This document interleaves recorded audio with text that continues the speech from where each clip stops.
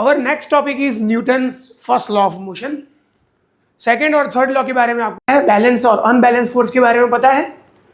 तो शुरू करेंगे Newton's first law of motion. बहुत ही इंपॉर्टेंट है, थोड़ा लंबा वीडियो है क्योंकि I will give you 5 different types of examples. कोई भी आ सकता है एग्जाम में, तो आप आसानी से लिख सकते हो। अभी जो फर्स्ट लॉ ऑफ मोशन है उसको बोलते हैं law of inertia. First law of motion का नाम क्या है? Law of inertia. Law of inertia के बारे में सबसे पहले बताया था सर गैलीलियो ने।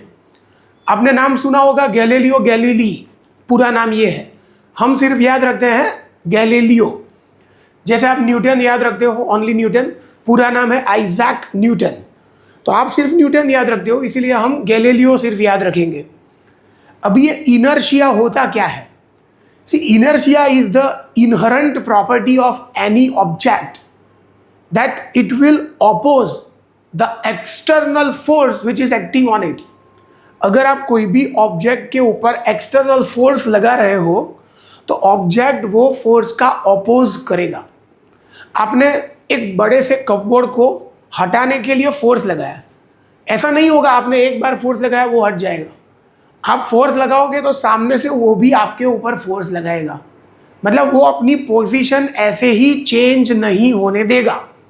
That property is called what? Inertia. बराबर।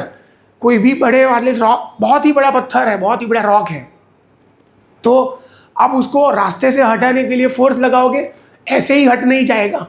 तो that property is called what? Inertia.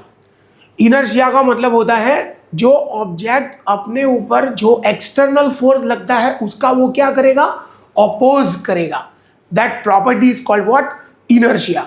तो हमारा जो न्यूटन का फर्स्ट लॉ है it is also based on law of inertia. अगर कोई टेबल के ऊपर बुक रखी है आपने और आप उसके ऊपर कोई फोर्स नहीं लगा रहे हो तो वो वैसे की वैसे ही पड़ी रहेगी। 10 दिन तक नहीं हटाओगे, 10 दिन तक वहाँ पे ही रहेगी। अगर मुझे उसकी पोजीशन चेंज करनी है तो मुझे उसके ऊपर अनबैलेंस फोर्स लगाना पड़ेगा। क्या लगाना पड़ेगा? Unbalance force. अगर मैं दोनों साइड से, आपको मालूम है, बैलेंस फोर्स लगाऊंगा तो वो कहीं पे भी नहीं जाएगी। मतलब अगर मुझे इसकी पोजीशन चेंज करनी है I have to apply unbalance force. क्या लगाना पड़ेगा? अनबैलेंस। उसका उल्टा ये होगा कि अगर आप अनबैलेंस फोर्स नहीं लगाओगे तो इसकी पोजीशन में कोई चेंज नहीं होगा। Right? This is nothing but Newton's first law of motion. मतलब अगर पोजीशन चेंज करनी है तो अनबैलेंस फोर्स लगाना है, और आप अनबैलेंस फोर्स नहीं लगाओगे तब तक उसकी पोजीशन चेंज होने वाली नहीं है। अगर मोशन में है, कोई ऑब्जेक्ट मोशन में है और उसके ऊपर अनबैलेंस फोर्स लगेगा तभी उसकी स्पीड या तो इंक्रीज होगी या तो डिक्रीज होगी या तो डायरेक्शन चेंज होगी। अगर मूवेबल ऑब्जेक्ट पे आप बैलेंस फोर्स लगाओगे तो उसकी ना तो डायरेक्शन चेंज होगी ना तो वेलोसिटी चेंज होगी। मतलब वेलोसिटी और डायरेक्शन चेंज करने के लिए हमें कौन सा फोर्स लगाना पड़ेगा? Unbalance force.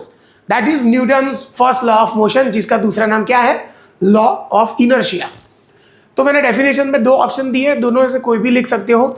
ये डायरेक्टली एनसीईआरटी टेक्स्ट बुक में भी है सेकंड, और पहली हम पहले पढ़ते थे वही है कि an object continue to be in a state of rest और state of uniform motion.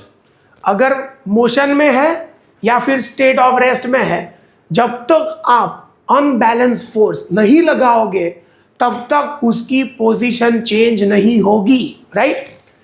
Along a straight line unless an external force acts on it. मतलब जब तक उसके ऊपर एक्सटर्नल फोर्स नहीं लगेगा तब तक उसकी स्टेट ऑफ रेस्ट और state of uniform motion straight line पे चेंज नहीं होगी। ये आप टेक्स्ट बुक में से डायरेक्ट लिखा है without changing any word. An object at rest remains at rest. अगर रेस्ट में है तो रेस्ट में रहेगा।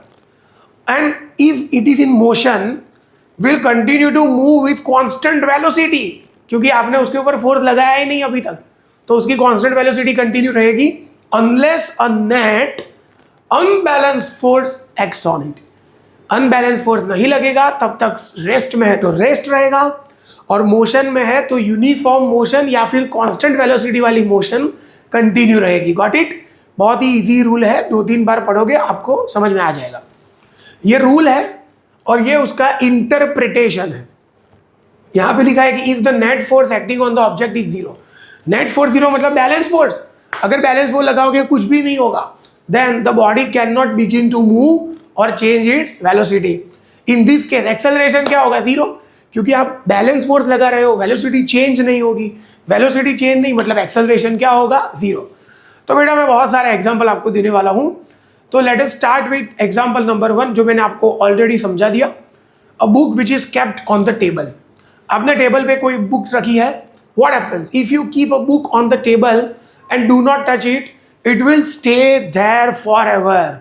आपने टेबल के ऊपर बुक रखी है और बुक के ऊपर आप कोई भी फोर्स नहीं लगा रहे हो, तो बुक की पोजीशन में कोई चेंज होने वाला नहीं है। ओके तो यहां पे लिखा है क्यों?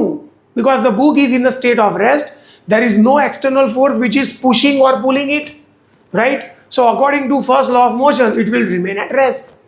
It will only move if you apply the force with your hand or if someone lift it. अगर कोई उसके ऊपर फोर्स लगाएगा या फिर लिफ्ट करने का ट्राई करेगा तभी उसकी पोजीशन चेंज होगी। बेस्ट एग्जांपल ये बस वाला है। कार में जा रहे हो, बस में जा रहे हो, ट्रेन में जा रहे हो, अचानक से ब्रेक लगेगी तो आप आगे लीन हो जाओगे। You will get a jerk in forward direction. आपने ऐसा एक्सपीरियंस डेफिनेटली किया होगा। अगर आप अपने फैमिली के साथ आपकी खुद की कार में हाईवे से जा रहे हो विद 100 किलोमीटर पर आवर, आपकी कार की स्पीड क्या है? 100 किलोमीटर पर आवर।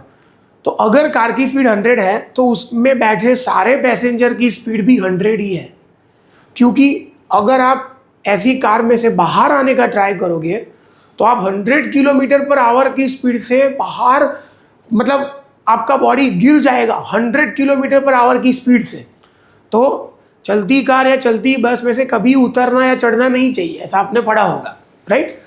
तो अगर आपके पापा ने शायद दूर से देखा कि बम्प आ रहा है या फिर कोई डाइवर्जन है तो उन्होंने डायरेक्ट ब्रेक लगा दी। ब्रेक लगाने से आप आगे की तरफ गिर जाओगे। ऐसा क्यों होगा? Just concentrate. तो जो आपका पूरा बॉडी है वो कार के साथ मोशन में है। तो ये वेस्ट के नीचे का जो पार्ट है, पैर वाला पार्ट, अगर खड़े हो तो फीट और अगर बैठे हो कार में तो सीट। खड़े हो तो फीट, बैठे हो तो सीट। जैसा व्हीकल करेगा वैसा ही वो करेगा। आपको अपने बॉडी को दो पार्ट में डिवाइड करना है, वेस्ट के ऊपर वाला भाग, वेस्ट के नीचे वाला भाग। अगर कार 100 से जा रही है, पूरा बॉडी 100 किलोमीटर पर आवर से जाएगा। लेकिन जैसे ही ब्रेक लगेगी, वेस्ट के नीचे वाला पार्ट वो तो जैसा व्हीकल करेगा ऐसा ही करेगा, क्योंकि उसके ऊपर फोर्स लग रहा है और वो कार के डायरेक्ट कांटेक्ट में है। तो नीचे वाला पार्ट रुक जाएगा, लेकिन ऊपर वाला जो पार्ट है वो हवा में है, कार के कांटेक्ट में नहीं है। बस में खड़े हो ऐसे पकड़ के, वो बस के कांटेक्ट में नहीं है, इसीलिए उसके ऊपर कोई फोर्स नहीं लग रहा है। So it will try to continue its state of motion. तो ये पैर रुक जाएंगे, ऊपर वाला बॉडी आगे जाने का ट्राई करेगा। So you will lean forward. It's very easy example. So चलती हुई कार या चलती हुई बस में अगर ड्राइवर ब्रेक लगाएगा, all of a sudden all the passengers will lean forward. क्यों? फिर से एक बार, खड़े हो तो फीट, बैठे हो तो सीट। जैसा व्हीकल करेगा ऐसा ही वो करेगा, क्योंकि वो व्हीकल के डायरेक्ट कांटेक्ट में है। अगर व्हीकल चल रहा है, तुम्हारा पूरा बॉडी 100 से चल रहा है आगे, गॉट इट? लेकिन जब ब्रेक लगाएगा तो वेस्ट के नीचे वाला पार्ट रुक जाएगा, क्योंकि उसके ऊपर डायरेक्टली फोर्स लग रहा है। ऊपर वाला पार्ट एयर के अंदर है, उसके ऊपर कोई फोर्स नहीं लग रहा है। So it will try to continue its state of motion. So all the passenger will leave forward. Very easy example. Falling forward when a bus stops suddenly. क्यों होगा ऐसा? तो यहाँ पे लिखा है your feet comes when you are standing in a moving bus, the driver applied brakes, suddenly your body jerks forward. Why? Your feet comes to rest because of the bus floor, but your upper body was in motion with the bus, and due to inertia your upper body tried to stay in motion, so you fall forward. The external force of the brake stopped the bus but not your body immediately. Okay, ये example दिया है NCERT text book में, exercise में भी ये question already है कि आप जब डस्ट को, कारपेट को बीट करते हो तो डस्ट वापस ऊपर से नीचे आ जाएगी, क्योंकि आप फोर्स लगा रहे हो कारपेट पे, तो कारपेट मूव होगी, डस्ट के ऊपर फोर्स नहीं लगा रहे हो, so dust will try to maintain it state of rest, तो ऊपर जाके वापस नीचे आ जाएगी। Dust comes out when a carpet is beaten. What happens? When a carpet is beaten with a stick, dust particle comes out of it. तो क्यों ऐसा होता है? Initially, both the carpet and dust are at rest. When the carpet is stuck or struck with, it moves suddenly due to the applied force. Carpet पे force लगा है, carpet move करेगी. But the dust particle tend to remain at rest because of inertia. So they separate from the carpet and fall down. ऊपर जाएंगे particle, वापस नीचे बैठ जाएंगे, क्योंकि आप फोर्स किसके ऊपर लगा रहे हो? कारपेट के ऊपर। तो डस्ट पार्टिकल तो अपना स्टेशनरी स्टेट मेंटेन करने का ट्राई करेंगे। नेक्स्ट, यहाँ पे फोर्थ और फिफ्थ एग्जाम्पल मैंने फिर से लिखे हैं।